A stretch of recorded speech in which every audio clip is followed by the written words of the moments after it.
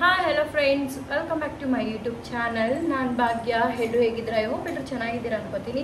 So ಇವತ್ತು ಪಾಪುಗೆ ಮಧ್ಯಾಹ್ನ ಆಲ್ಮೋಸ್ಟ್ ಟೈಮ್ ನೋಡ್ಬೋದು, ಅಲ್ಲಿ ವಾಲ್ಕ್ಲಾಕ್ ಕಾಣಿಸ್ತಿದೆ. ಆಲ್ರೆಡಿ ಇನ್ನೇನು 2 o'clockಗೆ ಇನ್ನು 10 ಇರುಚಿನ ವಾಲ್ಯೂಮ್ ಕೊಡಬೇಡ ಒಂದು ನಿಮಿಷ. ನನ್ನ ಮಗಳು ನೋಡಿದಿ ವ್ಲಾಗೇ ಮಾಡೋಕ್ಕೆ ಬಿಡಲ್ಲ, ಹುಟ್ಟು ತರಲೆ ಅಲ್ಲೇ ಸೌಂಡ್ ಕೊಟ್ಕೋತಾ ಇದ್ದಾಳೆ ಟಿ ವಿದು. ಸೊ ನೋಡಿ ನಮ್ದು ಯಾವ ರೀತಿ ಇರುತ್ತೆ ಅಂದರೆ, ನನ್ನ ಮಗಳು ತಿನ್ನಿಸ್ಬೇಕು ಅಂದರೆ ನನ್ನ ಡ್ರೆಸ್ಸು ನನ್ನ ಮೂತಿ ಎಲ್ಲೇ ನೋಡಿ ಇಲ್ಲಿ ಇಲ್ಲಿ ಇಲ್ಲಿ ಎಲ್ಲ ಗಲೀಜು ಮಾಡಿಟ್ಬಿಟ್ಟಿರ್ತಾಳೆ. ಚಿನ್ನು ಒಂದು ನಿಮಿಷ ವಾಲ್ಯೂಮ್ ಆನ್ ಮಾಡಿ ಮ್ಯೂಟ್ ಮಾಡು. ಸೊ ಫ್ರೆಂಡ್ಸ್, ಇವಳಿಗೆ ಇವಾಗ ತಿನ್ನಿಸ್ತೀನಿ. ತಿನ್ಸಾದ್ಮೇಲೆ ನಿಮಗೆ ಬ್ಲಾಗ್ ಮಾಡ್ತಿರೋ ಕಾರಣ ಆ್ಯಕ್ಚುಲಿ ನಾನೊಂದು ಇದರಲ್ಲಿ ಅಜಿಯೋ ಅಂತಾರೆ ಹೇಳ್ಬೇಕು. ಸೊ ನಾನೊಂದು ಟಾಪ್ ತರಿಸಿದ್ದೀನಿ, ವೆಸ್ಟ್ರನ್ ಟಾಪು. ಚೆನ್ನಾಗಿದೆ, ಮ್ಯಾಕ್ಸಿ ಡ್ರೆಸ್ಸು. ಸೊ ಅದನ್ನು ನಿಮ್ಮಲ್ಲಿ ಶೇರ್ ಮಾಡೋಣ. ನಿಮಗೂ ಏನಾದರೂ ಚೆನ್ನಾಗಿ ಇಷ್ಟ ಆಯಿತು, ಸಕ್ಕತ್ತಾಗಿದೆ. ಸೊ ಚೆನ್ನಾಗಿದೆ ಅಂದರೆ ನಿಮಗೂ ಲಿಂಕ್ ಏನಾದರೂ ಬೇಕು ಅಂದರೆ ನಾನು ಡಿಸ್ಕ್ರಿಪ್ಷನಲ್ಲಿ ಹಾಕೋಣ, ನಿಮಗೂ ಹೆಲ್ಪ್ ಆಗುತ್ತೆ ಅಂತ ಅಷ್ಟೇ. ಹಾಗೆ ಫ್ರೆಂಡ್ಸ್, ಇವತ್ತಿನ ಬ್ಲಾಗಲ್ಲಿ ಒಂದು ರಿಯಾಲಿಟಿ, ಹಾಗೆಯೇ ಇಬ್ಬರು ಮಕ್ಕಳು, ಚಿಕ್ಕ ಮಕ್ಕಳು ಇಟ್ಕೊಂಡು ನನ್ನ ಒಂದು ರಿಯಲ್ ಲೈಫಲ್ಲಿ ಏನಾಗ್ತಾ ಇದೆ, ಯಾವ ರೀತಿ ಇರುತ್ತೆ ಈ ನಡುವೆ, ಜಸ್ಟ್ ಡಿಮೋಟಿವೇಟ್ ಮಾಡಬೇಕು ನಿಮಗೆ ಅಂತ ಹೇಳಿ ನಾನು ಇವ್ರ ಥರ ಶೇರ್ ಮಾಡ್ಕೋತಾ ಇಲ್ಲ.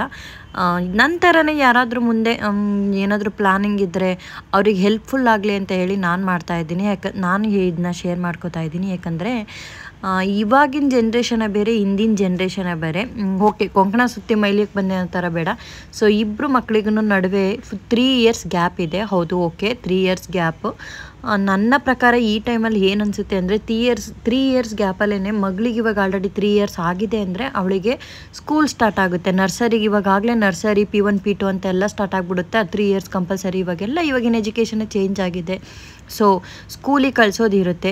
ಅದರಲ್ಲಿ ಈ ಒಂದು ಮಗು ಇನ್ನೂ 1 year ಒಳಗಿನ ಮಗು ಇದೆ ಅಂದರೆ ಎಷ್ಟು ಕಷ್ಟ, ಯಾವ ರೀತಿ ನಾನು ಫೇಸಿಂಗ್ ಮಾಡ್ತಾಯಿದ್ದೀನಿ ಅಂದರೆ, ಮೊದಲೆಲ್ಲ ಹೇಗಿರ್ತಿತ್ತು ಅಂದರೆ ಬ್ಯಾಕ್ ಟು ಬ್ಯಾಕ್ ಮಕ್ಳನ್ನ ಮಾಡ್ಕೊಳ್ಳೋರು. ನೀವು ಹಂಗೂ ಹೇಳ್ಬೋದು, ಏನೋ ನೀನೊಬ್ಳೇನ ಇಬ್ಬರು ಮಕ್ಳನ್ನ ಮಾಡ್ಕೊಂಡಿರೋದು. ಮೊದಲೆಲ್ಲ ನಮ್ಮಮ್ಮಂಗೂ 4 ಜನ ಮಕ್ಕಳಿದೆ. ನಾನು ನಮ್ಮ ಅಮ್ಮನ ಹತ್ರ ಒಂದು ಸ್ವಲ್ಪ ಸಜೆಷನ್ ಕೂಡ ತಗೋತೀನಿ. ಸೊ ಆಗಿನ ಕಾಲದ ಜನ್ರೇಷನ್ ಇರೋ ಥರ ಮಕ್ಕಳಿಗೂ ಈಗಿನ ಮಕ್ಕಳು ತುಂಬಾ ಸ್ಮಾರ್ಟ್ ಮಕ್ಕಳುಗಳು, ಹಾಗೆಯೇ ಹೈಪರ್ ಆ್ಯಕ್ಟಿವಿಟಿ ಕೂಡ ಇರುತ್ತೆ. ಯಾಕಂದರೆ ಜನ್ರೇಷನ್ ಪ್ರಾಬ್ಲಮ್. ಇವಾಗೆಲ್ಲ ಮೊಬೈಲ್ ವರ್ಡ್ ಆಗಿಬಿಟ್ಟಿದೆ. ಮೊಬೈಲ್ ವರ್ಡ್ ಆಗಿ ಟಿ ವಿ ಅಂತೂ ತುಂಬಾ ಹೆವಿ ಟಿ ವಿ ಅಡಿಕ್ಟ್ ಆಗಿರ್ತಾರೆ ಮಕ್ಕಳುಗಳು. ಒಳಗೆ ಇಟ್ಕೊಂಡು ಮೊದಲೆಲ್ಲ ಹೊರಗೆ ಆಡೋಕ್ಕೆ ಬಿಡ್ತಿದ್ವಿ, ಇಂಡಿಪೆಂಡೆಂಟಾಗಿ ಆಡ್ಕೊಂಬಂದಿರೋ. ಇವಾಗೆಲ್ಲ ಫ್ಲಾಟ್ ಅಂತೆ, ಅಪಾರ್ಟ್ಮೆಂಟ್ ಅಂತ ಇಲ್ಲಿ ಒಳಗೆ ಇಟ್ಕೊಂಡಿರ್ತೀವಿ. ಸೊ ಇದೊಂದು ಮೇಯ್ನ್ ನಮಗೆ ಎಫೆಕ್ಟ್ ಆಗುತ್ತೆ ಮಕ್ಕಳಿಗೆ. ಯಾಕಂದರೆ ಹೈಪರ್ ಆ್ಯಕ್ಟಿವಿಟಿ ಆಗೋದಕ್ಕೆ, ಜಿದ್ದು ಮಾಡೋದಕ್ಕೆ ಎಲ್ಲದಕ್ಕೂ. ಸೊ ನಾನು ಯಾಕೆ ಇದೆಲ್ಲ ಹೇಳ್ತಿದ್ದೀನಿ ಅಂದರೆ, ಅಟ್ ಪ್ರೆಸೆಂಟ್ ನನ್ನ ಸಿಚುವೇಶನ್ನು, ಮಾರ್ನಿಂಗ್ ನಾನು ಎದ್ದು ಮಗಳಿಗೆ ರೆಡಿ ಮಾಡಿ ಸ್ಕೂಲಿಗೆ ಕಳ್ಸೋಣ ಅಂತ ಬೇಗನೆ ಎದ್ದೊಳ್ತೀನ. ಸೊ ಇವಳು ಕೂಡ ಎದ್ದೊಂಬಿಡ್ತಾಳೆ. ಹಸ್ಬೆಂಡ್ ಏನೋ ಮನೇಲಿದ್ದರೆ ಚಿಕ್ಕ ಮಗಳನ್ನ ಇಟ್ಕೋತಾಳೆ, ನಾನು ಅವಳಿಗೆ ರೆಡಿ ಮಾಡಿಸಿ ಎಲ್ಲ ರೆಡಿ ಮಾಡಿ ಕಳಿಸ್ಬೋದು. ಅವ್ರ ಡ್ಯೂಟಿಗೆ ಬೇಗ ಹೋಗಿರೋ ಟೈಮಲ್ಲಿ ಆ ಥರ ಏನಾಗುತ್ತೆ ಅಂತ ಹೇಳ್ತೀನಿ ಕೇಳಿ. ನಾನು ಎದ್ದೊಂತಿನ ಅವಳಿಗೆ ಬ್ರಷ್ ಮಾಡಿಸಿ ಸ್ನಾನ. 3 years ಅಂದರೆ ಪಾಪ ಅವರಿಗೆ ಏನೂ ಬರಲ್ಲ. ನನ್ನ ಮಗಳು ಕೂಡ, ಇನ್ನೊಬ್ಳು ದೊಡ್ಡವಳು ಕೂಡ ಚಿಕ್ಕವಳೆ ಅಲ್ವಾ, ಅವಳಿಗೆ ಸ್ನಾನ ಮಾಡಿಸೋದಿರುತ್ತೆ, ಬ್ರಷ್ ಮಾಡೋದಿರುತ್ತೆ, ಕ್ಲಾತ್ಸ್ನ ಬಟ್ಟೆ ಹಾಕಬೇಕು, ರೆಡಿ ಮಾಡಬೇಕು, ಲಂಚ್ ಬಾಕ್ಸ್ ಪ್ಯಾಕ್ ಮಾಡಬೇಕು, ಎಲ್ಲ ಮಾಡಬೇಕು. ಈ ಟೈಮಲ್ಲಿ ನನ್ನ ಚಿಕ್ಕ ಮಗಳು ಏನು ಮಾಡ್ತಾಳೆ, ಬಿಡೋದಿಲ್ಲ, ಅಮ್ಮನೇ ಬೇಕು ಅಂತಾಳೆ. ಅವಳಿಗೆ ಸ್ನಾನ ಮಾಡಿಸ್ತಿದ್ದೀನಿ ಅಂದರೆ ಇವಳೂ ಕೂಡ ಕರ್ಕೊಂಡೋಗಿ ಅವಳಿಗೂ ಸ್ನಾನ ಕೂರಿಸ್ಬಿಟ್ಟೆ ಇಬ್ಬರಿಗೂ ಸ್ನಾನ ಮಾಡಿಸ್ಕೊಂಡು ಕರ್ಕೊಂಬರ್ಬೇಕು, ಇಬ್ಬರಿಗೂ ಬಟ್ಟೆ. ಈ ರೀತಿ ಇಲ್ಲಿ ಒಂದು ಸ್ವಲ್ಪ ಮೈಂಡ್ಗೆ ಸ್ಟ್ರೆಸ್ ಅನ್ಸೋದಕ್ಕೆ ಸ್ಟಾರ್ಟ್ ಆಗುತ್ತೆ. ಅದರಲ್ಲೂ ಈ ಊಟ ತಿನ್ನಿಸೋ ಟೈಮಲ್ಲಿ, ಮೊದಲೆಲ್ಲ ಊಟ ಮಕ್ಕಳಿಗೆ ಯಾವ ರೀತಿ ಇರೋದು ಅಂದರೆ, ಅಯ್ಯೋ ಏನಾದರೂ ಮಾಡಿಕೊಟ್ರೆ ಸಾಕು ನಾವು ತಿಂತೀವಿ ಅನ್ನೋ ಥರ. 3 yearsಗೆ ಆಲ್ಮೋಸ್ಟ್ ಕೈಯಲ್ಲಿ ಹಿಂಗೆ ಇಟ್ಕೊಂಡು ಅವರೇ ತಿನ್ನೋ ಥರ ಇತ್ತು. ಬಟ್ ಇವಾಗ ಹಂಗಲ್ಲ. ನಾವು ಎಷ್ಟೇ ಒತ್ತಾಯ ಮಾಡಿ ತಿನ್ಸಿದ್ರೂ ಈ ಮಂಗ ಆ ಕಡೆ ಈ ಕಡೆ ಮಂಕಿ ಬಾಯಲ್ಲಿ ಇಟ್ಕೊಂಡು ಕೂತಿರ್ತಾವಲ್ಲ, ಆ ರೀತಿ ಈಗ ನನ್ನ ಮಗಳು ಇಟ್ಕೊಂಡು ಕೂತ್ಕೋತಾಳೆ, ದೊಡ್ಡ ಮಗಳು. ಸೊ ಈ ಟೈಮಲ್ಲಂತೂ ಸ್ಟ್ರೆಸ್ಸು ಯಾವ ರೀತಿ ಇದಾಗುತ್ತೆ, ಫ್ರಸ್ಟ್ರೇಷನ್ ಲೆವೆಲ್ ಯಾವ ರೀತಿ ಇರುತ್ತೆ ಅಂದರೆ, ಈ ಕಡೆ ಚಿಕ್ಕ ಮಗಳಿಗೆ ಏನಿಲ್ಲ ಅಂದ್ರೂ ಒಂದು 45 minutes 1 hour ಜಾಸ್ತಿನೇ ಆಯಿತು ಅಂದ್ಕೊಳ್ಳಿ. 40 minutes ಅಂತೂ ಮ್ಯಾಕ್ಸಿಮಮ್ ಬೇಕೇ ಫೀಡ್ ಮಾಡೋದಕ್ಕೆ, ಅಂದರೆ ತಿನ್ನಿಸೋದಕ್ಕೆ ಊಟನ. ಅದರಲ್ಲೂ ಈ ದೊಡ್ಡ ಮಗಳು, ನನ್ನ ಮಗಳಿದ್ದಾಳಲ್ಲ, ಅವಳು ಏನಿಲ್ಲ ಅಂದರೂ ನೀವು ನಂಬ್ತಿರೋ ಬಿಡ್ತಿರೋ ಗೊತ್ತಿಲ್ಲ, ಅವಳು 1 hour ಒಳಗೆ ಯಾವತ್ತೂ ಕೂಡ ಊಟ ಮಾಡಿಲ್ಲ. ಇವನ್ 1/2 hour ಕೂಡ ಊಟ ಮಾಡಿಲ್ಲ ಅವಳು. ನೀವು ಎಂಥ ಅಮೃತನೇ ಕೊಡಿ ಮಾಡಲ್ಲ ಅವಳು. ಸೊ ಈ ಟೈಮಲ್ಲಿ ತಿನ್ನಿಸೋ ಡೈಲಿ 3 ಟೈಮ್ಸು ಇವಳಿಗೆ ತಿನ್ನಿಸ್ಬೇಕು ಅಂದರೆ 1 hour 3 hours ಅಂದ್ಕೊಳ್ಳಿ.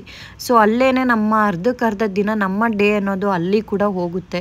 ಸೊ ಮದರ್ಸ್ದು ಯಾವ ರೀತಿ ಇವಾಗ ಇದೆ ಮೈಂಡ್ಸೆಟ್ ಯಾವ ರೀತಿ ಆಗಿಬಿಡುತ್ತೆ ಅಂದರೆ, ಬೆಳಗ್ಗೆ ಎದ್ದ ಮೇಲಿಂದ ಸ್ಕೂಲಿಗೆ ಕಳಿಸಿ ಅವ್ರಿಗೆ ಊಟ ತಿಂಡಿ ತಿನ್ನಿಸಿ ಮಾಡಿಸಿ ಎಲ್ಲ ಮಾಡಿ ಮತ್ತೆ ಅವ್ರನ್ನ ಪಿಕಪ್ ಮಾಡ್ಕೊಂಬಂದು ಅವ್ರಿಗೆ ಇದು ಮಾಡೋದಕ್ಕೆ, ಅದರಲ್ಲೂ ಈ ಚಿಕ್ಕ ಮಗಳನ್ನ ಯಾವಾಗಲೂ ಜೊತೆ ನೋಡಿ, ಅವಳು ಇವಾಗ ಇವಳಿಗೆ ಊಟ ತಿನ್ನಿಸ್ತಿದ್ದೀನಿ ಅಂದರೆ ಆ ಮಗು ಕೆಳಗಿದ್ದು ನನ್ನ ಚಿಕ್ಕ ಮಗಳು ಆಟ ಆಡ್ಬೋತಾನೆ, ಆಡಲ್ಲ, ನನ್ನೂ ಎತ್ಕೊಮಮ್ಮ ಅಂತಲೇ ಹೇಳುತ್ತೆ. ಸೊ ಮೊದಲು ಕಾಲದಲ್ಲಿ ಮನೇಲಿ ದೊಡ್ಡವರಿದ್ದರು, ಅತ್ತೆರಿರೋರು, ಚಿಕ್ಕಪ್ಪ ಚಿಕ್ಕಮ್ಮ ಹಿಂಗೆಲ್ಲ ಜೊತೆಗೆ ಇರೋರು, ಒಂಟಿಯಾಗಿರ್ತಾ ಇರಲಿಲ್ಲ, ಎಲ್ಲ ಜೊತೆಗೆ ಇರೋರು ಹಳ್ಳಿಗಳಲ್ಲೆಲ್ಲ. ಸೊ ನಾವು ಅಡುಗೆ ಮಾಡ್ತಿದ್ದೀವಿ ಅಂದರೆ ಇನ್ನೊಬ್ರು ಎತ್ಕೊಂಡಿರೋರು. ಅದು ಇವಾಗಿನ ಅತ್ತೆದಿರುಗಳು ಕೂಡ ಏನು ಅವ್ರ ಮಕ್ಳುಗಳನ್ನೆಲ್ಲ ನೋಡ್ಕೊಳ್ಳೋದು ಮಾಡೋದು ಮಾಡ್ತಾರೆ. ಸೊಸೆದಿರ ಮಕ್ಳುಗಳು ಅಂದರೆ ಯಾರೂ ಅಷ್ಟು ಇಂಟ್ರೆಸ್ಟ್ ತೋರಿಸಿ ನೋಡ್ಕೊಳ್ಳೋದು ಮಾಡೋದು ನನಗೆ ನನ್ನ ಲೈಫಲ್ಲಿ ಹೇಳ್ತಿಲ್ಲ, ಜಸ್ಟ್ ಹೇಳ್ತಾ ಇದ್ದೀನಿ. ಈ ರೀತಿಯೂ ಅಕ್ಕಪಕ್ಕ ನೋಡ್ತೀನಲ್ಲ, ನಾನು ಕೇಳ್ತೀನಲ್ಲ ಎಲ್ಲರದೂ ಸಜೆಷನ್ನ. ಸೊ ಗಸ್ ನಾನು ನನ್ನ ಕಡೆಯಿಂದ ಹೆಂಗೆ ಅಂದರೆ, ನನಗೆ ತುಂಬಾ ಡಿಪ್ರೆಷನ್ ಲೆವೆಲ್ವರೆಗೂ ಹೋಗಬೇಕು ಅನಿಸುತ್ತೆ. ಸಂಜೆ ನೈಟ್ ಒಂದು 9 o'clock ಹಾಗೂ ಕೂಡ ಬೆಳಗ್ಗೆಯಿಂದ 2 ಮಕ್ಕಳನ್ನ ಹ್ಯಾಂಡ್ಲ್ ಮಾಡಿ ಇರ್ತೀವ, ಬೆಳಗ್ಗೆಯಿಂದ 2 ಮಕ್ಕಳನ್ನ ಹ್ಯಾಂಡ್ಲ್ ಮಾಡಿರ್ತೀವ. ನೈಟ್ ಆಯಿತು ಅಂದರೆ ಬೇಗ ಮಲ್ಕೊಂಡು ಅಂದ್ರೆ ಮಲ್ಗೋಕ್ಕಂತೂ ಬೇಗ ಬಿಡೋದಿಲ್ಲ. 2 ಮಕ್ಕಳಿದ್ರೆ ಅಂತೂ ಆಟ ಆಡಿಕೊಂಡು ಏನಿಲ್ಲ ಅಂದರೂ 11 o'clock 12 o'clock ಮಾಡ್ತಾರೆ. ಸೊ ಅಲ್ಲೂ ಕೂಡ ನಮ್ಮ ಒಂದು ನಿದ್ದೆಗೂ ಸ್ವಲ್ಪ ಅದು ಫೀಡಿಂಗಲ್ಲಿತ್ತು ಅಂದರೆ, ಇನ್ನೂ ಒಂದು ಸೆಕೆಂಡ್ ಬೇಬಿ ಫೀಡಿಂಗಲ್ಲಿದ್ವಿ ಅಂದರೆ ಅದು ಕೂಡ ಒಂಥರ ಮೂಡ್ ಸ್ವಿಂಗ್ಸ್ ಎಲ್ಲ ಇರುತ್ತೆ. ಸೊ ಅಟ್ ಪ್ರೆಸೆಂಟ್ ನಾನು ಫೇಸ್ ಮಾಡ್ತಿರೋ ಅಂಥ ಪ್ರಾಬ್ಲಮ್ಸ್ ಇದು. ಸೊ ನಾನು ನನ್ನ ಪ್ರಕಾರ ಏನು ಸಜೆಸ್ಟ್ ಮಾಡ್ತೀನಿ, ನನ್ನ ಒಂದು ಎಕ್ಸ್ಪೀರಿಯೆನ್ಸ್ ಆಗಿರ್ಬೋದು, ನನಗಿವಾಗ ಆಗ್ತಿರೋದನ್ನು ಅಟ್ಲೀಸ್ಟ್ 2 ಮಕ್ಕಳು ನಡುವೆ ಒಂದು 6 years ಗ್ಯಾಪ್ ಇದ್ದರೆ ಬೆಟರ್ ಅನಿಸುತ್ತೆ. ಯಾಕಂದರೆ ದೊಡ್ಡ ಮಗಳಿಗೆ ಅವಾಗ ಅರ್ಥ ಆಗ್ತಾ ಇರುತ್ತೆ, ಆ ಮಗು ಕೂಡ ಅದನ್ನೇ ತಿಂತಾ ಇರುತ್ತೆ. ಅಟ್ಲೀಸ್ಟ್ ಈ ಟಾಯ್ಲೆಟು ಇದಕ್ಕೆಲ್ಲ ಟ್ರೈನಿಂಗ್ ಕೂಡ ಇರುತ್ತೆ ಅನ್ಕೋತೀನಿ. ಆ ಟೈಮಲ್ಲಿ ಸ್ವಲ್ಪ ಹಠ ಮಾಡೋದು ಕಮ್ಮಿ ಇರುತ್ತೆ. ಊಟ ಕೂಡ ಊಟದ ಟೈಮ್ ನಮಗೆ ಎಷ್ಟೋ ಅವೇ ಊಟ ತಿಂದರೆ ಮಕ್ಕಳು ಎಷ್ಟೋ ಟೈಮ್ ನಮಗೆ ಸೇವ್ ಆದಂಗೆ ಆಗುತ್ತೆ. ಸೊ ಇವತ್ತು ಜಸ್ಟ್ ಇಷ್ಟನ್ನು ಹೇಳ್ತೀನಿ, ಇನ್ನು ಡೀಟೇಲಾಗಿ ಮುಂದೆ ಕೂಡ ಹೇಳ್ತೀನಿ. ಯಾಕಂದರೆ ನಾನು ಆಲ್ರೆಡಿ ಡ್ರೆಸ್ ಓಪನ್ ಮಾಡಿಬಿಟ್ಟೆ ನೋಡಿ. ಸೊ ಇದೇನೆ ನಾನು ಅಜಿವೋ ಆಪೋದಲ್ಲಿ, ಏಜಿವೋ ಅಂತಲೂ ಹೇಳ್ಬೋದು, ಅಜಿವೋ ಅಂತಲೂ ಹೇಳ್ಬೋದು. ನಿಮಗೆ ಪ್ರೊನೌನ್ಸಿಯೇಷನ್ ಯಾವ ರೀತಿ ನಾವು ಕಲ್ತಿರ್ತೀವೋ ಸ್ಕೂಲಲ್ಲಿ ಆ ಥರ. ಸೊ ನಾನು ಒಂದು ಆ್ಯಪಲ್ಲಿ ಈ ಒಂದು ಡ್ರೆಸ್ನ ನಾನು ಪರ್ಚೇಸ್ ಮಾಡಿದ್ದೆ. ಇದರಲ್ಲಿ ಆಲ್ಮೋಸ್ಟ್ ಒಂದು 6 more than 6 ಕಲರ್ಸ್ ಇದೆ ಇದರಲ್ಲಿ. ನನಗೆ ಇಷ್ಟ ಆಗಿದ್ದು ಬ್ಲ್ಯಾಕ್ ಕಲರು. ನಾನು ಬ್ಲ್ಯಾಕ್ ಕಲರ್ ಕಾರ್ಟ್ ಮಾಡಿದೆ, ಬಟ್ ನನಗೆ ಆ ಸೈಜ್ ಇರಲಿಲ್ಲ, ಔಟ್ ಆಫ್ ಸ್ಟಾಕು ಸೈಜ್ ಆಗಿತ್ತು. ಹಾಗೆಯೇ ಅದಕ್ಕೆ ಒಂದು 70 ರೂಪಾಯಿ ಏನೋ ಜಾಸ್ತಿ ಇತ್ತು. ಆ ಕಲ್ಲರ್ಗೆ 70 ರೂಪಾಯಿ ಜಾಸ್ತಿ ಇತ್ತು. ಇನ್ನು ಬೇರೆ ಮಿಕ್ಕಿದ ಕಲರ್ಗೆ ಯಾವುದಕ್ಕೂ ಅಷ್ಟಿರಲಿಲ್ಲ. ಸೊ ನೋಡ್ಬೋದು ತುಂಬಾ ಚೆನ್ನಾಗಿದೆ, ಒಂಥರ ಟ್ರೆಂಡಿ ಮ್ಯಾಕ್ಸಿ ಟಾಪ್ಸ್ ಅಂತಲೇ ಹೇಳ್ಬೋದು. ಇದ್ರ ಕೆಳಗೆ ನಿಮ್ಗೇನಾದರೂ ಮುಜುಗರ ಆಗುತ್ತೆ ಅನ್ನೋದಾದರೆ ಪ್ಯಾಂಟ್ ಹಾಕೋಬೋದು, ಬಟ್ ನಾನೇನಿಲ್ಲ, ನನಗೆ ಈ ಥರ ಸ್ಲೀವ್ಲೆಸ್ಸು ಅದರಲ್ಲೂ ಈ ಥರ ಅಂದರೆ ವಿತೌಟ್ ಪ್ಯಾಂಟ್ ಹಾಕ್ಕೊಳ್ಳೋಕ್ಕೆ ತುಂಬ ಇಷ್ಟ. ಮೀನ್ಸ್ ಎಲ್ಲಾದರೂ ಔಟ್ಸೈಡ್ ಹೋಗೋದಕ್ಕೆ ಆ ಥರ ಎಲ್ಲ. ಸೊ ಸಕ್ಕದಾಗಿದೆ, ಕಲರ್ ಕೂಡ ತುಂಬ ಚೆನ್ನಾಗಿದೆ, ಇಷ್ಟ ಆಯಿತು ನನಗೆ ಪರ್ಸ್ನಲಿ. ಬಟ್ ನನಗೆ ಬ್ಲ್ಯಾಕ್ ಕಲರ್ ಬೇಕಿತ್ತು ಇದರಲ್ಲಿ. ಸೊ ಓಕೆ ನೋಡಿ, ಈ ರೀತಿ ಕೂಡ ಹಾಕೋಬೋದು ಇದನ್ನು. ಹಿಂದೆ ಅಂತೂ ಬ್ಯಾಕ್ ಅಂತೂ ಸಕ್ಕದಾಗಿ ಕೊಟ್ಟಿದ್ದಾರೆ, ಒಂಥರ ಟೈ ಮಾಡೋ ಥರ. ನನಗೆ ನೀಟಾಗಿ ಯಾರೂ ಟೈ ಮಾಡಿರಲಿಲ್ಲ, ನಾನೇ ಹಂಗೆ ಟೈ ಮಾಡ್ಕೊಂಡಿದ್ದೆ. ಲುಕ್ ವೈಸ್ ಅಂತೂ ಸಕ್ಕದಾಗಿದೆ, ನೋಡ್ಬೋದು. ನನಗೆ ತುಂಬಾ ಇಷ್ಟ ಆದಂಥದ್ದು. ಸೊ ನಿಮಗೂ ಕೂಡ ಈ ಡ್ರೆಸ್ಸು ಇಷ್ಟ ಆಗಿದ್ರೆ ಲೈನಿಂಗ್ ನೋಡಿ ಎಷ್ಟು ಚೆನ್ನಾಗಿದೆ. ಜಸ್ಟ್ ಇದು ನನಗೆ ಎಷ್ಟಕ್ಕೆ ಸಿಕ್ತು ಗೊತ್ತಾ, 679 70 ಇತ್ತು. ನಾವೇನಾದರೂ ಬ್ಲ್ಯಾಕ್ ತೊಗೋತೀವಿ ಅಂದರೆ 700 and something ಇತ್ತು. ಸೊ ಇದು ಒಂದು ಈ ಡ್ರೆಸ್ನ ನಾನು ಡಿಸ್ಕ್ರಿಪ್ಷನ್ ಬಾಕ್ಸಲ್ಲಿ ಆಲ್ರೆಡಿ ಈ ಡ್ರೆಸ್ನ ನಾನು ಲಿಂಕ್ನ ಕಾಪಿ ಮಾಡಿದ್ದೀನಿ. ಸೊ ಯಾರಿಗೆಲ್ಲ ಇಂಟ್ರೆಸ್ಟ್ ಇದ್ದರೆ ತಗೋಬೋದು. ಇವಾಗ ನಾನು ನನ್ನ ದಿನದ ಇವತ್ತು ಬಟ್ಟೆ ಕ್ಲಾತ್ನೆಲ್ಲ, ಪಾಪು ಚಿಕ್ಕ ಮಗಳನ್ನ ಈ ಕಡೆ ಜೂಲದಲ್ಲಿ ಹಾಗೇ ಸ್ವಲ್ಪ ಮಲಗ್ತಾಳೇನೋ ಅಂತ ನೋಡಿ ಮಲಗಿಸ್ಬಿಟ್ಬಿಟ್ಟು, ನನ್ನ ದೊಡ್ಡ ಮಗಳಿಗೆ ಸ್ವಲ್ಪ ಸ್ಕೆಚ್ ಪೆನ್ಸ್ ಎಲ್ಲ ಕೊಟ್ಟು ಹೆಂಗೋ ಒಂದು ಸ್ವಲ್ಪ ಟೈಮ್ ಪಾಸ್ ಮಾಡ್ಕೊಳ್ಳಮ್ಮ, ನನಗೆ ಬಟ್ಟೆ ಫೋಲ್ಡ್ ಮಾಡೋದಕ್ಕೆ ಬಿಡಮ್ಮ ಅಂತ ಹೇಳಿ ಬಿಟ್ಟಿದ್ದೀನಿ. ಸೊ ಈ ರೀತಿ ಗಾಯ್ಸ್, ಮಕ್ಕಳು 2 ಮಧ್ಯ ನನಗೆ ಎಷ್ಟು ಯಾವ ಲೆವೆಲ್ಗೆ ಆಗ್ತಿದೆ ಅಂದರೆ ಸ್ಟ್ರೆಸ್ಸು, ತುಂಬಾ ಸ್ಟ್ರೆಸ್ ಅಂದರೆ ಸ್ಟ್ರೆಸ್ ಆಗ್ತಾಯಿದೆ. ಅವರು ಈ ಕಡೆ ಚಿಕ್ಕ ಮಗಳು ಕೂಡ ಅಳ್ತಾ ಇರ್ತಾಳೆ ಯಾವಾಗ್ಲೂ, ಅದರಲ್ಲಿ ಕೆಲಸಗಳು ಕೂಡ ಇರ್ತದೆ. ಸೊ ಮನೆ ಕೆಲಸದವ್ರು ಇದ್ರೂ ಕೂಡ ಸಮ್ಟೈಮ್ಸ್ ನಮಗೆ ಸ್ಟ್ರೆಸ್ ಆಗೇ ಆಗುತ್ತೆ. ನೋಡ್ಬೋದು ಇಲ್ಲಿ.